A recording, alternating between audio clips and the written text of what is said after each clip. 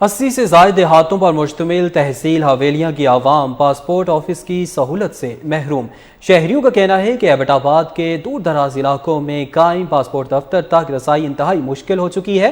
Passport office کا قیام حویلیاں شہر میں کیا جائے۔ حویلیاں سے قاسم اعجاز کی یہ رپورٹ دیکھیے۔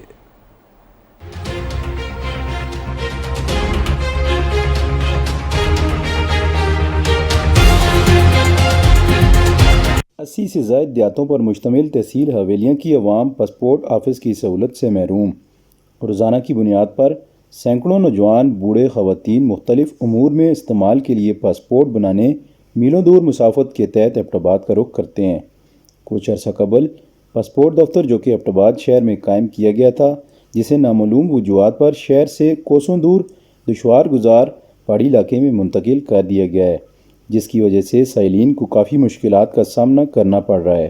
اس کے علاوہ تحصیل حویلیاں کی عوام جو پہلے سے ہی پاسپورٹ آفس کی بنیادی سہولت سے محروم ہیں، ان کے لیے مزید مشکلات پیدا ہو چکی ہیں۔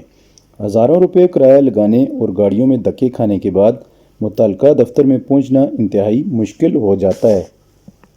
یہاں پہ حویلیے میں پاسپورٹ آفس کا جو ایک آؤٹ لیٹ دے دیا ہے ہمیں کہ 86 گاؤں جو ہے نا یہ اس سے حویلیاں تحصیل کے ساتھ اٹیچ ہیں، اور لوگوں کو اتنا سفر کرنا پڑتا ہے کہ جناب وہاں پہ ایبٹ آباد میں جانا پڑتا ہے اور لائنوں میں، اور اتنی پہلے بھی وہ سلگش چل رہی ہے، ہر ادارے میں چل رہی ہے، لیکن کم از کم یہ ہمارا رائٹ بنتا ہے ایز اے کمیونٹی۔